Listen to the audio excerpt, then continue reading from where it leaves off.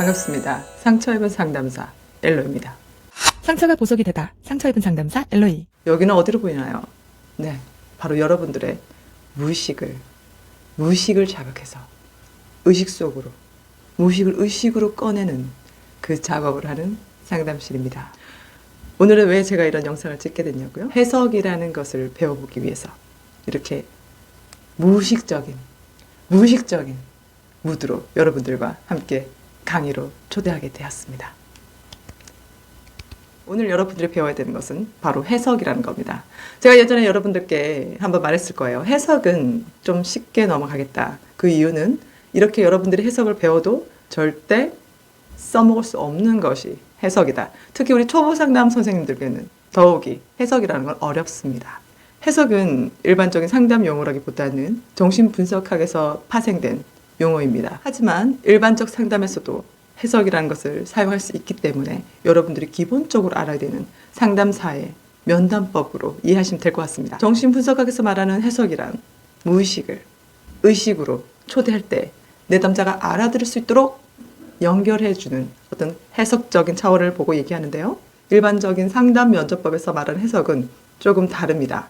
여러분들과 함께 다루지 않은 어떤 명료화도 직면도 정신역동치료와 조금 다른 부분이 있어요. 그러니까 제가 지금까지 여러분들께 말씀드렸던 이런 상담 면접법은 모든 이론에 통용된다고 보시면 안 됩니다. 그저 보편적으로 이렇다라는 개념으로만 알고 계시면 될 것 같아요.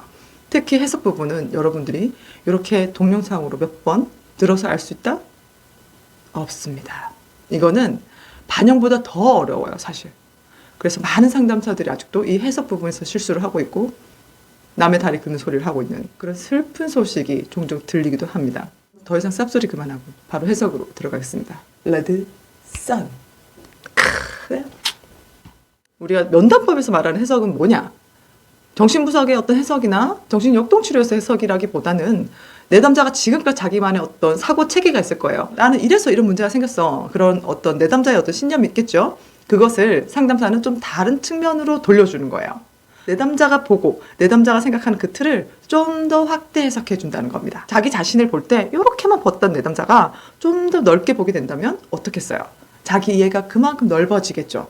그러면 내담자가 자기 이해가 된 만큼 어떤 성격의 변화나 성격의 발달도 우리가 경험할 수 있는 부분이고 무엇보다도 제가 상담 효과인 통찰에 깊은 도움이 될 수 있다는 겁니다. 해석이라 하면 굉장히 신비로운 것으로 오해하는 경우가 있습니다. 하지만 그렇지 않아요. 상담사는 내담자가 모르는 어떤 영역을 마치 알고 있는 것처럼 착각해서도 안 되고요. 상담사는 내담자가 말한 것, 그리고 지금까지 직면했던 것, 지금까지 반영했던 거를 토대로 이론적 배경을 가지고 와서 이 내담자에게 살포시 돌려주는 역할을 해야 된다는 겁니다.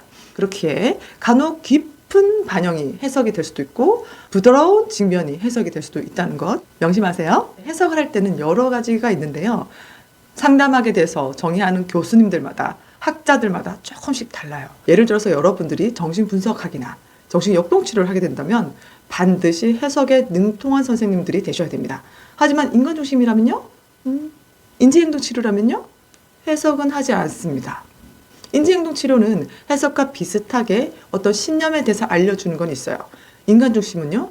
해석은 하지 않습니다. 그러니까 다시 말하면 여러분들이 인간중심 태도를 상담을 한다면서 해석을 하는 것은 바람직한 인간중심적 상담사의 태도일까요? 네. 많은 선생님들이 자기의 이해가 없고 자기의 이론이 없을 때 이런저런 기법을 따다 쓰는 선생님들이 이렇게 이 방법, 저 방법 쓰기도 하시는데 해석이 주 무기가 되는 이론이 있습니다. 해석이 절대 쓰여져서는 안 되는 이론이 있고요. 그 부분 기억하세요. 제가 정리한 내용에서는 크게 5가지 정도 정리했어요. 첫 번째, 해석을 할 때 직접적으로 하는 방법이 있습니다. 예를 들어서 당신의 이 문제는 아버지에 대해서 죄책감을 가진 것부터 시작됐군요. 이렇게요. 그러나 이렇게 콕 집어서 말하면 내담자 기분 어때요? 좋지 않습니다. 내담자가 준비도 되지 않았거나 그 해석을 받아들일 마음도 없는데 다짜고짜 상담사가 그렇게 해석해주면 반드시 내담자 안에는 저항이 올라오게 돼 있어요. 저항은 뭐예요? 저항은 정신분석적이나 정신역동치료에서는 다양하게 해석하고 풍부한 의미가 있는데요. 주로 저항은 두려움을 표시하는 겁니다. 두려움을 표현하는 거예요. 두려움을 표현하는데 상담사가 콕 집어서 해석을 해줬었는데 내담자가 저항을 한단 말이에요. 그럼 뭐가 두렵겠어요? 무의식 속에 있는 그 어떤 것을 마주하고 싶지 않은 두려움이 있다는 거예요. 그럼에도 불구하고 상담사가 직접적으로 이렇게 제시를 해버리면 내담자는 해석을 통해서 많은 혼란을 경험할 수 있습니다. 해석의 첫 번째 원칙은 내담자에게 절대 강요할 수가 없습니다. 강요하는 것은 직면도 아니고요.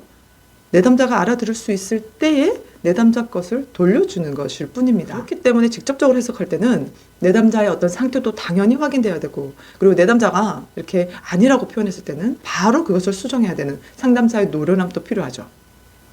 저항이 올라와서 저항과 싸우려고 하는 어떤 잘못된 상담자 역동이 아니라요. 그래서 직접적으로 해석을 할 때는 가장 부드러운 태도와 부드러운 억양과 부드러운 말투로 내담자가 알아들을 수 있도록 천천히 접근하는 것이 바람직합니다. 두 번째, 가설 형태인데요. 마치 뭐뭐인 것처럼 이라고 해석하는 부분이 있어요. 해석은 어디까지나 가설이에요. 이것을 내담자가 동의하면 우리는 그 문제를 다루는 것이고, 동의하지 않으면 지금 내담자 것도 상담사 것도 아닙니다. 그러니까 가설적인 방법으로 해석을 할 때는 내담자에게 당신이 말하는 것은 아마도 이런 것 같습니다. 어떠세요? 아마도 당신이 지금 이런 문제를 보이는 이유는 과거에 이런 문제와 관련이 있는 것 같아요. 어떻게 느껴지시나요? 이렇게 내담자에게 양해를 구하듯이 해석을 하는 방법이 있죠. 세 번째는 질문을 하는 거예요. 첫 번째 직접적인 방법과 두 번째 가설을 세우는 것, 그리고 질문하는 방식은 내담자가 수용할 때 굉장히 다른 느낌을 줍니다. 간접적으로 하는 방법, 다시 말해서 가설을 세우듯이 내담자에게 돌려주는 것은 아마도 내담자는 조금의 편안함을 느낄 거예요. 그러면 질문을 통해서도 내담자가 받게 된다면 더 힘이 있겠죠. 그 질문에 동의해도 되고 동의하지 않아도 되는 내담자의 주권이 있으니까요.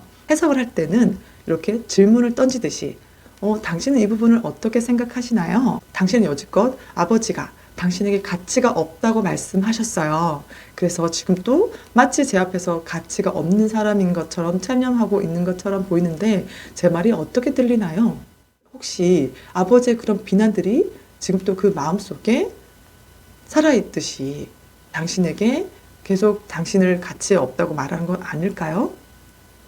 이럴 때 내담자가 동의를 해도 되고 아니다 라고 할 수도 있어요. 동의를 하게 된다면 옳거니 그래 그 문제를 한번 다뤄볼게요. 아니라고 하면 내담자는 어때요? 상담사의 어떤 확실한 가설 아래에 했다면 지금 내담자는 그것을 받아들일 준비가 되지 않았다는 겁니다. 아시겠죠? 이 밖에도 잠정적으로 어떤 암시적으로 내담자에게 던지는 말들이 있어요. 이런 부분 이런 것 같은데요? 당신이 지금 저 앞에서 보여주는 이 행동과 밖에서 하는 그 행동과 뭔가 닮은 것 같은데요? 과거에 들었을 때 지금 당신의 모습과 굉장히 비슷한 부분이 있어요. 지금 여기에서요. 지금 여기라는 거는 상담실 안에서 일어나는 일이에요. 이런 것들을 이용해서 내담자에게 잠정적으로 암시적으로 해석할 수 있습니다.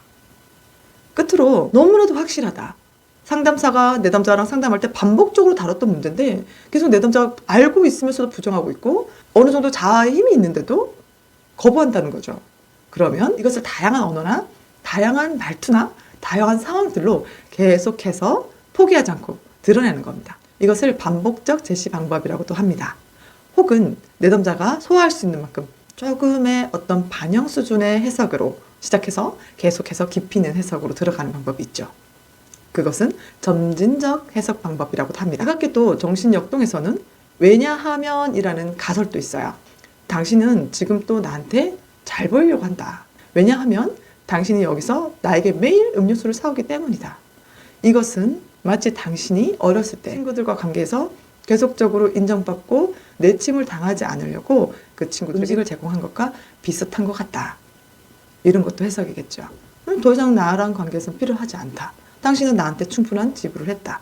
이런 것도 해석이고요. 어떠세요? 해석 좀 재밌으세요? 해석은 정신역동 상담치료에서는 정말 중요하게 다뤄지는 기법입니다. 하지만 일반 상담 이론에서는 크게 부각되지 않고 오히려 어설픈 해석은 내담자에게 독이 되는 경우가 많아요. 그러니까 무엇보다 해석은 중요하게 다뤄야 됩니다. 그럼 해석 시기는 어떻게 하지?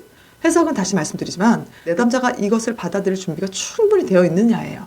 이런 걸 어떻게 하냐? 내담자의 입에서 주로 이런 말들이 반복적으로 나오고 그 전에 내가 이 내담자와 계속해서 직면도 하고 명료화도 하면서 내담자가 알아차릴 수 있게 작업이 됐다는 거죠. 그래서 보통 해석 과정으로는 처음에 상담 초기에는 대부분이 반영과 공감으로 이루어집니다. 중기에는 직면이 있겠죠. 그리고 명료화로 작업을 합니다. 그리고 상담 후기쯤 핵심적으로 그 내담자의 문제를 명확하게 해석을 해주는 거죠. 그래서 여러분들이 하는 해석, 추정하는 것들, 쟤는 어릴 때 저런 문제가 있었구나. 그래서 지금 나 앞에서 이렇게 하는구나. 이것은 어디까지나 선생님들의 가설일 뿐입니다. 해석을 할 때 항상 주의해야 될 것은 가설이다. 아셨죠? 해석은 항상 내담자 중심이어야 돼요. 아셨죠? 내담자가 이것을 받아들일 수 있는지 없는지. 정신분석이나 정신역동치료를 했을 때 내담자가 받아들일 준비가 되지 않다면 지지치료를 가야 되고, 내담자가 받아들일 준비가 돼 있다면 드러내기 기법 혹은 통찰치료로 가야 되는 거죠. 이것은 여러분들이 정신분석을 공부했거나 여러분들이 정신역동치료를 공부했다면 이해될 수 있는 부분입니다. 그래서 해석이라는 거는 내담자의 어떤 무의식적인 측면, 알 수 없는, 자기 시선에 갇혀서 다양하게 볼 수 없는 시선을 여러분들이 확장해 주시는 거예요. 자기 이해가 되는 만큼 타인도 이해되고, 타인이 이해가 되면 그 사람은 좀 더 편안한 삶을 살 수 있겠죠. 오늘은 여기까지 해석에 대해서 다뤘습니다. 정말 짧죠? 너무 아쉬워하지 마세요. 다음엔 직면을 다루도록 하겠습니다. 너무 기니까 지루하셔서, 그죠? 그래, 오늘 여기까지 상처 입은 상담사 엘로이였습니다. 맑은 하루. 광대병. 광대병. 쏘 같다. 쏘.